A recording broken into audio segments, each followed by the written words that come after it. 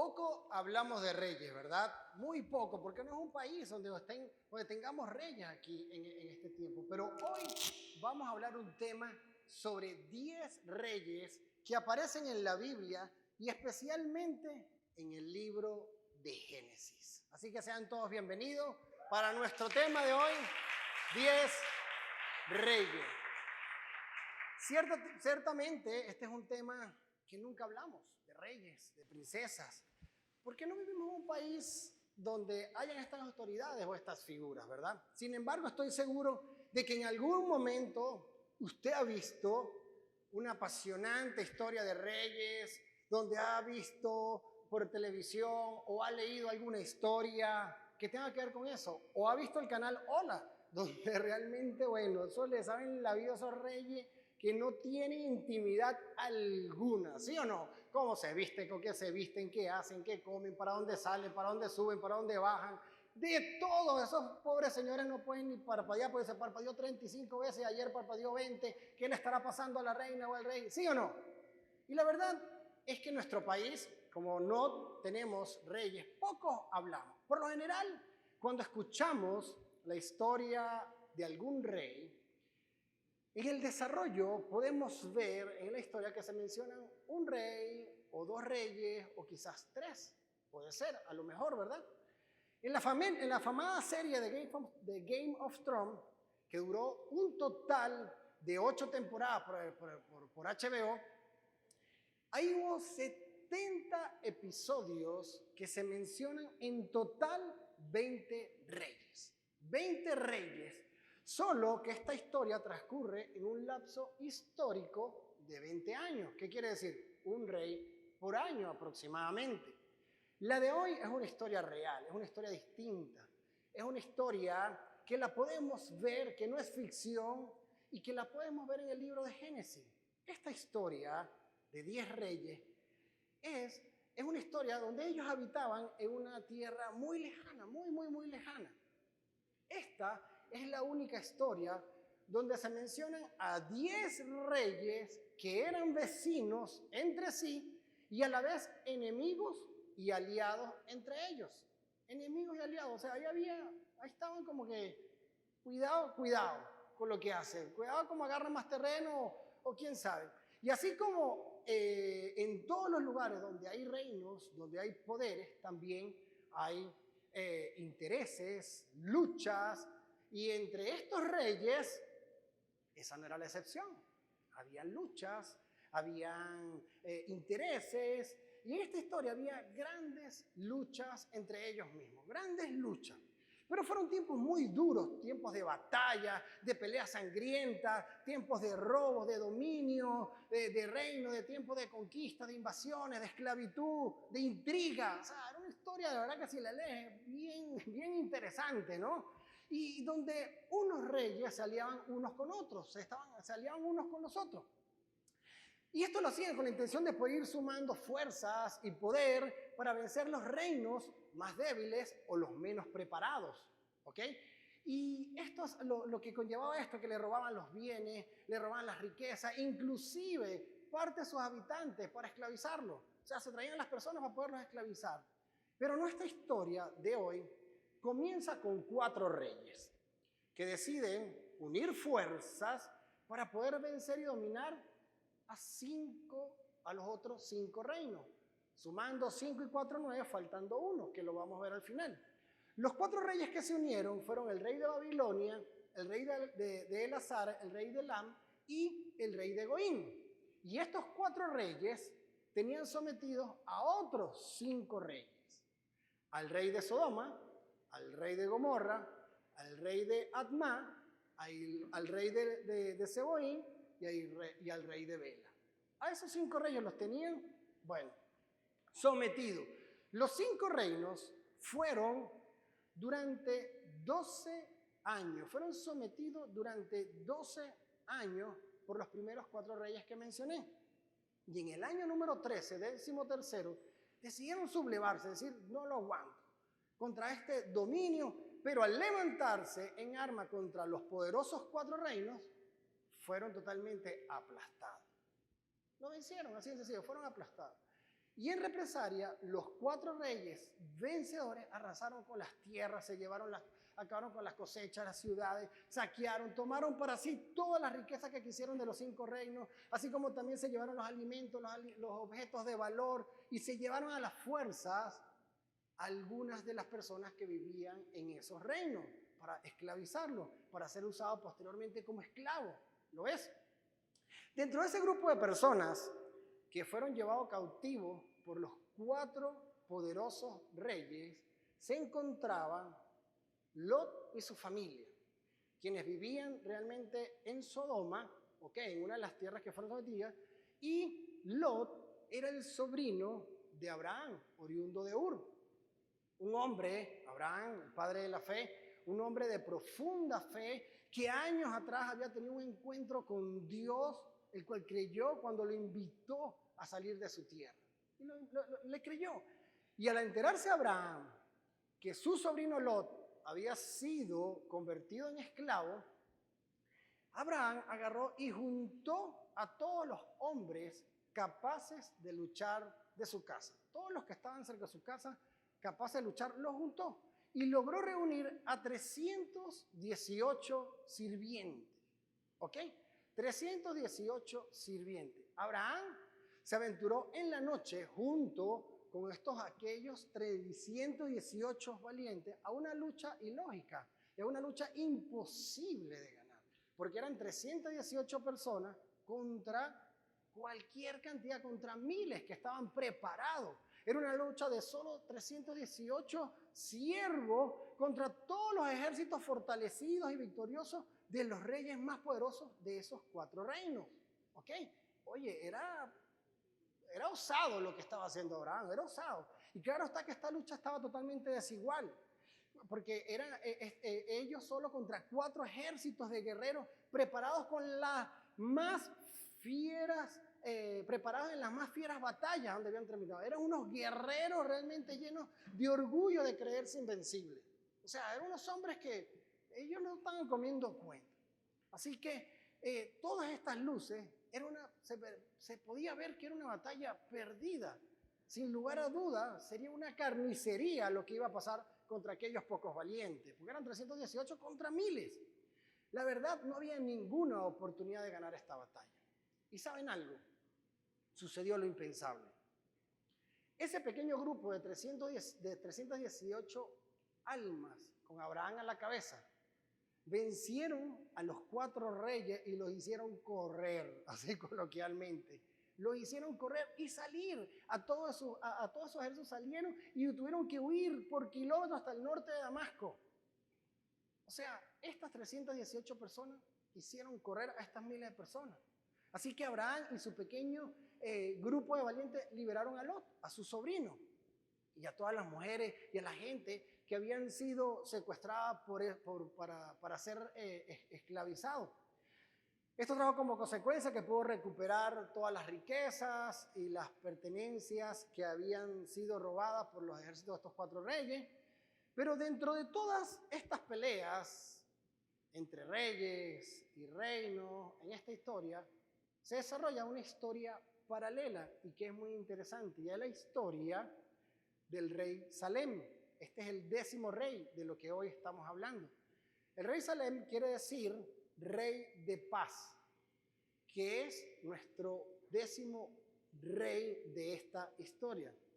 Al volver Abraham victorioso, tiene que pasar por el Valle del Rey. Y salió a su encuentro, cuando pasa por el Valle del Rey, Melquisedec, que significa rey de justicia, que era el rey de Salem y sacerdote del Dios Altísimo. Cuando lo recibe con un saco de pan y vino y bendijo poderosamente a Abraham. Pero ¿sabes cuál fue la reacción de Abraham de inmediato? Abraham le dio al rey Melquisedec la 10ª parte de todo lo que había recuperado en esa guerra, en esa batalla. O sea, a él le nació darle la 10ª parte de eso. Y al recibir las bendiciones del décimo rey, Abraham le entregó eso. O sea, dijo, wow, me recibiste como me recibiste, me ayudaste, me bendeciste. Él decidió poderle dar esa décima parte. Y saben, la naturaleza de los seres humanos es que no nos gusta dar. La verdad, difícilmente nos gusta dar. Mayormente nos gusta recibir. ¿A quién no le gusta un regalo? ¿A quién no le gusta que le regalen algo, que tengan un detalle? Diga a nuestras esposas, a las novias, me encanta que le llevemos flores, chocolate, que la llevemos de viaje para la playa, por acá, ¿sí o no? Nos encanta poder recibir, nos encanta poder recibir. Nos sentimos muy bien cuando recibimos, cuando comemos, cuando bebemos, cuando disfrutamos, pero muchas veces sentimos que perdemos cuando nos despojamos de las cosas. Cuando damos, sentimos oye, que perdimos algo. Oye, ya no está completo todo esto. Hay algo ahí que, cúnchale. O sea, es algo intrínseco nuestro. Es como que si nuestra naturaleza de la carne nos lleva solo a recibir, pero no a dar. Primera, esto nos va a privar, es algo que nos lleva como por encima, ¿me entiende? Porque es una guerra entre la carne y el espíritu.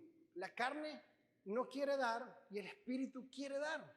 Al dar creemos que perdemos algo y nos sentimos confundidos porque la naturaleza de la carne nos enseña que solo ganamos al recibir y perdemos al dar. Esa es la naturaleza, esa es la matemática que tenemos. Si damos, perdemos. Y esto se repite en todos los seres humanos, en todos. Y es una forma muy, muy común y enredada de pensar y que termina siendo egoísta. Ahora yo quiero ponerlos a prueba a ver qué piensan ustedes al respecto. A ver, si yo les digo a ustedes, supongamos que ustedes están económicamente excelentemente bien, tienen casa, carro, moto, yate, lancha, unas cuentas súper abultadas, tienen todo, tienen absolutamente todo. Todo lo que sueñan, lo tienen. Y yo les digo, ¿te gustaría más que te invite a almorzar o más bien invitarme tú? Invitarme tú, ¿verdad? Tenemos todo, ya no por falta de dinero. O si nos preguntara, ¿quieres que te invite a un viaje de vacaciones alrededor por toda Europa con todo pago? O mejor tú pagas ese viaje a Europa con toda la familia. Mejor págame tú el viaje, ¿sí o no? ¿Es algo? ¿Sí o no? Y tienes todo, no te falta nada. Aquí no estamos hablando que haya escasez, tenemos todo. Ya no hay nada que reunir para casa ni para allá, tienes todo, además tienes de más. Pero decimos, bueno, ¿quién paga el viaje? Sí, pero lo pagas tú, porque aparte los he visto. ¿Lo ves? Así que es innegable que si nos preguntaran a cualquiera de nosotros, ¿qué prefieres? ¿Dar o recibir? Por lo general vamos a responder recibir. Y es cierto que nos agrada recibir. Claro que nos encanta poder recibir, y mucho, pero debemos entender que para poder recibir todas las bendiciones que el Señor tiene reservadas para cada uno de nosotros, primero debemos dar. Entonces aquí ya se enredó la cosa. Y digo, cónchale. Miren lo que dice Lucas 6:38. Dice, den y recibirán. Lo que den a otros les será devuelto por completo. Y hay una promesa. Y dice, apretado, sacudido para que haya lugar para más. O sea que es muy probable que esta matemática, que no es la nuestra, es muy probable que si yo doy 10, puedan llegar 15, ¿verdad? Lugar para desbordante y derramado sobre el regazo. La cantidad que den determinará la cantidad que recibirán a cambio. Y ustedes dicen, bueno, ¿qué es primero, el huevo o la gallina? Como yo sé eso, que es verdad. Pero la palabra de Dios te dice, pruébame y verás las bendiciones que van a sobreabundar en tu vida. Y esto lo que significa realmente es que en la medida en que demos, en esa medida podremos recibir de Dios lo que Él ya nos ha enviado, pero que aún no tenemos en nuestras manos. ¿Lo ves? Y esto ocurre así, porque son precisamente los deseos de la carne. Primero queremos recibir, ¿verdad? Lo que se oponen a los deseos del espíritu y se están oponiendo siempre el uno al otro, entre el espíritu y la carne. Y entonces, los dardos del enemigo, el enemigo nos quiere confundir, nos quiere cambiar nuestra forma de pensar y llega con esos pensamientos que nos engañan sin que nos demos cuenta, repitiéndose una y otra vez dentro de nuestra cabeza, frases como de repente puedas decir, si das, te vas a quedar sin nada, entonces mejor no doy. No voy a ponerlo a prueba. Cada quien que resuelva sus propias necesidades. Eso no es problema mío. Yo trabajo, el que trabaje. Eso que tienes es tuyo y no debes compartirlo con nadie. ¿Cómo yo lo voy a compartir? Si eso es mío. Yo lo trabajé y eso es mío. Tú te ganaste tu dinero y cada quien que busque cómo ganarse el suyo. Yo trabajo demasiado duro, trabajo demasiadas horas, cada quien que resuelva. Si Dios tiene poder para darte a ti, también tiene poder para darle a Él. Y así empezamos con una serie de pensamientos que nos llevan a no dar, a siempre querer recibir. O de repente dice, ya estás dando mucho. ¿Cómo le va a dar tanto? No, él nunca ha tenido nada, ¿para qué le va a dar tanto? Si no lo ha tenido, no le hace falta. ¿Para qué vas a seguir dando de tu tiempo? Así que no es nada, no. Ayuda menos, porque ya lo ayudaste, ya es suficiente, ya cumplimos con Dios. ¿Le suena conocido alguna frase de esta? A mí me suenan muchas conocidas. Y entonces caemos en pensamientos por el estilo que terminan siendo erróneos, pensamientos equivocados y llenos de mentiras que nos apartan realmente de la verdad, de lo que dice Dios, y que tienen la única intención de robarnos las promesas de Dios. Porque el que no da, no recibe. Pero yo sé que van a salir muchos y dicen, es mentira, porque yo no le doy a nadie que trabaje en todo y siempre recibo. Sí, pues estás recibiendo menos de lo que podrías recibir si practicaras este principio. ¿Lo ves?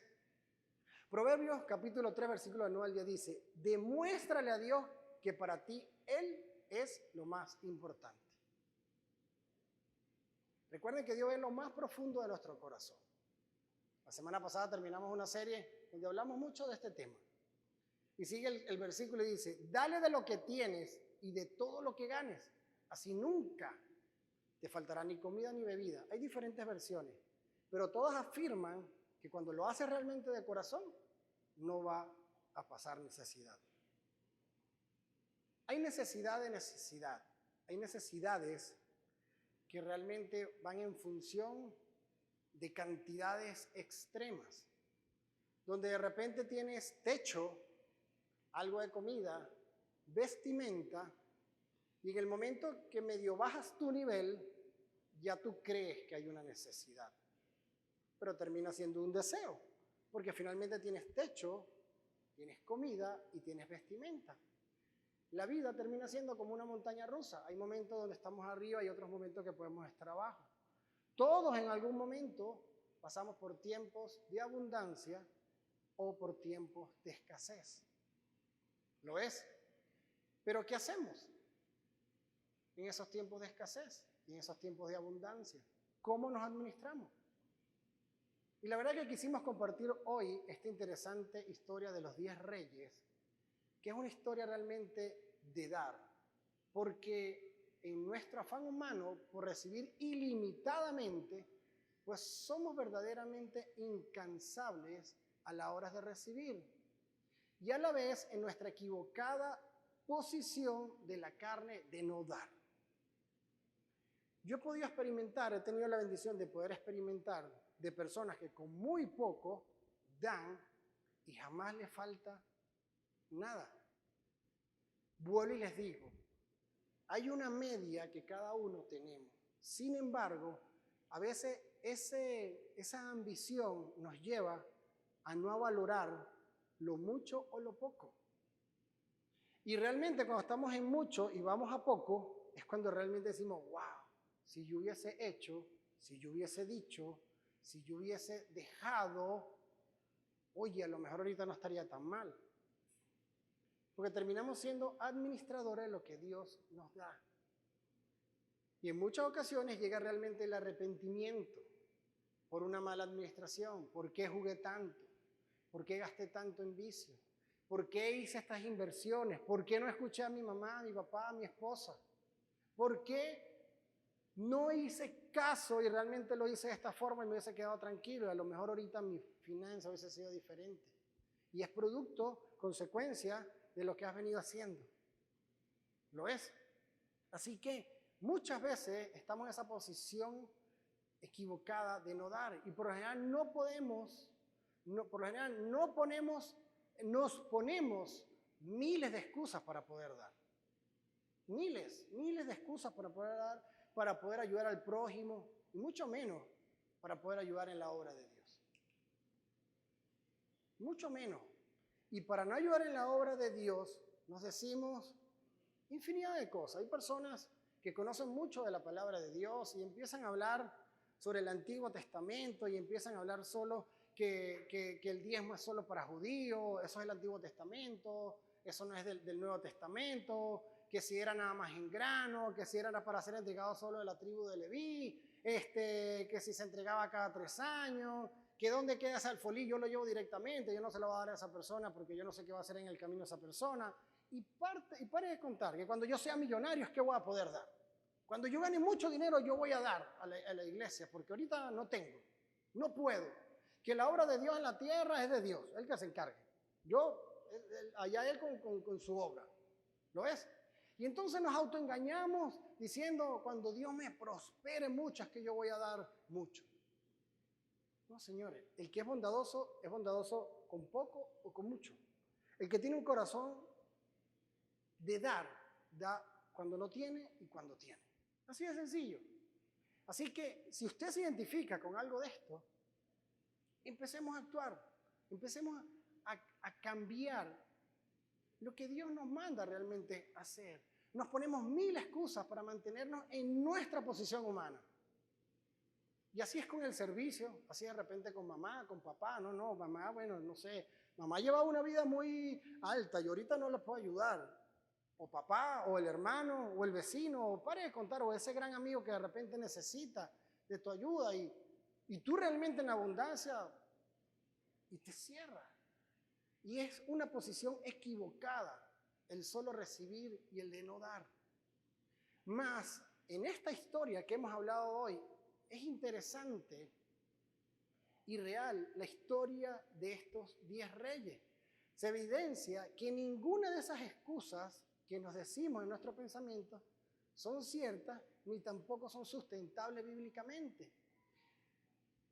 La verdad, aquí yo tengo muchas explicaciones que son bíblicas, pero a lo mejor pueden ser confusas.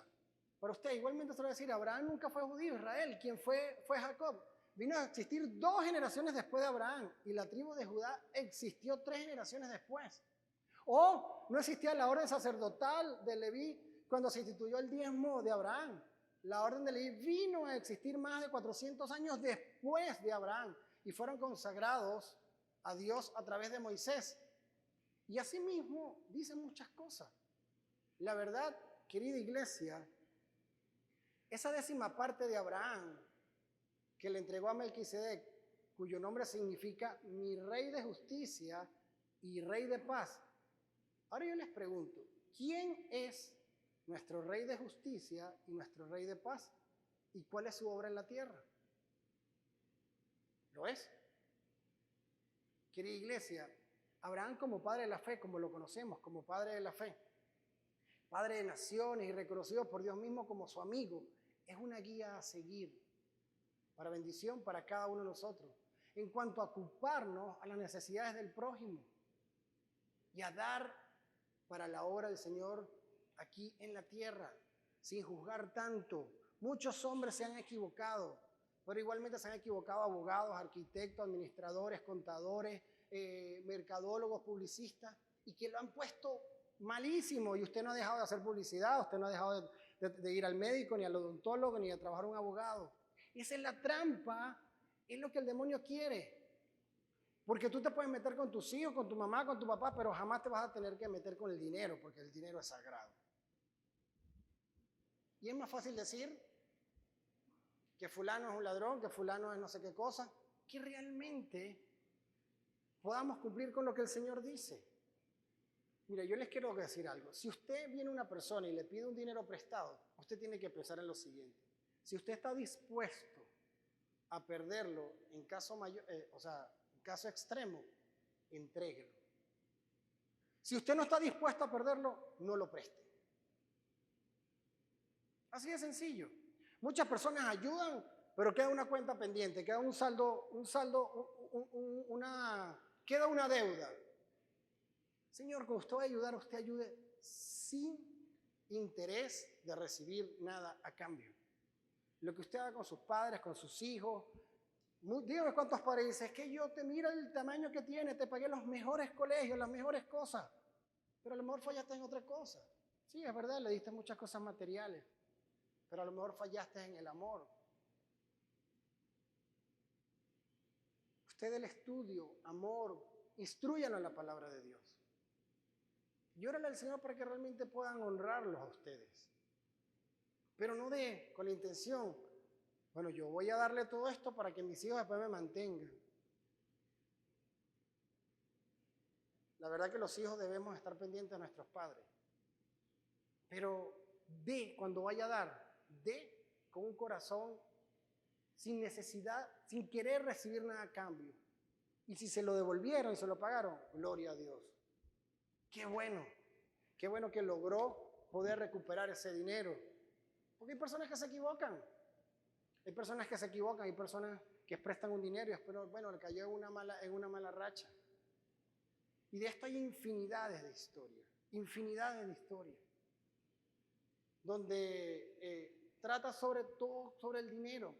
Y el dinero termina cumpliendo un servicio, o sea, sí nos ayuda, pero no debemos permitir que sea el principio de todos los males, sino que tenga la labor que tiene que cumplir. Y hay una forma como manejarlo, y no es nada más de recibir. No es solamente de recibir. Así que la idea es que ustedes puedan meditar, invitarlos a que puedan meditar en este principio de dar, a que reflexionen sobre la importancia de ayudar al prójimo, de ayudar a las demás personas. Los invitamos a ayudar también en la medida de sus posibilidades en la obra del Señor, en su iglesia. En 2 Corintios 8:12 dice, si realmente desean contribuir, Dios aceptará con agrado sus ofrendas. ¿Sí? Pues Él no espera que demos lo que no tenemos. A veces queremos ser más buenos que Dios y hacemos unos negocios con Dios que si salieran todos ni te cuento. Señor, tú me das y yo te... El Señor primeramente ve nuestro corazón. De la abundancia del corazón habla la boca. Ya hay algo bíblico que Él nos enseña en su palabra que debemos dar. No le tuerza el brazo al Señor. No se lo tuerza, porque Él sabe cuando le están torciendo el brazo. Hágalo en amor, hágalo por convicción, hágalo en obediencia. Hágalo por amor a su hermano, por amor a su iglesia, por amor al del lado. No lo haga esperando nada a cambio. Y verán cómo va a sobreabundar las bendiciones en su vida. Cuando tú das esa 10ª parte, estás bendiciendo ese otro 90% de lo que llega. Y es algo inexplicable. A veces nuestras cuentas son 100 bolívares, voy a poner un monto, al mes. Y cuando ves al final de mes dices, oye, pagué 120, pero yo nada más recibí 100. ¿De dónde salieron los otros 20? Y uno dice, Señor, esto es obra tuya. Y es cuando más te convence de decir, qué alegría poder haber aprendido este principio. Qué alegría poder haberlo sabido a tiempo. Porque además, ¿cuántas noches pasamos en vela viendo, sacando cuenta cómo logramos llegar a fin de mes? ¿Cómo logramos pagar el colegio de nuestros hijos, o la universidad, o la casa, o el apartamento? ¿O cómo haces para irte de vacaciones, para que el negocio vaya bien? Para tantas cosas. ¿Qué nos gustaría que hicieran? Solo un pequeño intento de vencer a nuestra propia carne. Intentémoslo, vencer, eso de solo querer recibir. Vencer esa naturaleza humana de solo recibir. Pongamos en práctica el dar. De todo aquello que recibamos, pongámoslo. Los invitamos a que oren al Señor y le podamos decir que nos dé corazones generosos, que sean dadores de alegría. Y así estaremos honrando primeramente al Señor, quien es nuestro Rey y único Salvador. Así como hizo Abraham el padre de la fe, dando de forma alegre. En lo que lo recibieron con pan y vino, y él dijo, de lo que agarró, Dios toma, aquí está el 10% para honrarlos. ¿Lo ves? Ayudando al prójimo. Y así de lo que sembremos en fe, de eso mismo será de lo que cosecharemos. Pero ¿sabes cómo? Multiplicadamente de forma infinita por Dios. La invitación es a que seamos un poco más como Abraham, actuando siempre en fe y menos como esos 4 reyes. Que al final, ¿qué le pasó a esos 4 reyes? Terminaron perdiéndolo todo. No quedaron con nada. Batallaron y batallaron y batallaron y batallaron. Y finalmente, Abraham con esas 318 personas, nos hicieron correr y perdieron absolutamente todo. Así que nuestro resultado no sea como estos 4 reyes, sino sea realmente como el de Abraham. Quiero que puedan cerrar sus ojos y podamos orar para despedir este tema. Señor, te damos gracias en esta tarde. Gracias porque una vez más hablas a nuestras vidas. Qué maravilloso es poder saber que tú eres un Dios dador de amor, de misericordia, de paz. Gracias por tu sacrificio por cada uno de nosotros. Gracias por ese amor desmedido. A pesar de que nos equivocamos una y otra vez, tú siempre estás allí para cuidarnos, para amarnos, para consolarnos. Hoy queremos pedirte que pueda menguar nuestra humanidad y puedas crecer cada vez más tú en cada uno de nosotros. Renunciamos quizás al amor, al dinero, a sentir que si no tenemos eso por lo que tanto hemos luchado humanamente, no somos felices. Ayúdanos a vivir en paz, con contentamiento, a disfrutar cada circunstancia, cada etapa de nuestra vida. Que realmente que podamos esforzarnos por esos tesoros, pero no los de la tierra, sino los tesoros de los cielos. Gracias porque tú estás haciendo algo en nuestras vidas. Gracias porque a pesar de nuestra situación individual, hoy hemos decidido venir aquí, a este lugar, a recibir de tus enseñanzas, de cómo quieres que vivamos. Queremos, Señor, ser portadores de esa semilla que germina en los terrenos fértiles. Sabemos que todos los que estamos aquí, Señor, somos ese terreno fértil. Te pedimos que sigas germinando esa semilla en cada uno de nosotros. Que vengamos a ti a dar lo mejor, pero no solo económico, sino de nuestra humanidad. Que podamos siempre darte lo mejor, que tú seas el primero en cada una de nuestras vidas. Te pedimos, Señor, como iglesia, por este gran día de acción de gracias, lo ponemos delante de ti y te pedimos, Señor, que seas tú dándonos la provisión, que renueves nuestras fuerzas, que nos guíes, que nos ayudes para este momento donde nos preparamos para recibir y dar de comer a más de 1000 personas. Sabemos que tú eres el Rey del oro y de la plata, y hoy decidimos una vez más actuar en fe y seguir caminando tomados de tu mano. Oro en el nombre de tu Hijo Jesús. Amén y amén. Amén. Muchas gracias, querida iglesia. Gracias por habernos acompañado.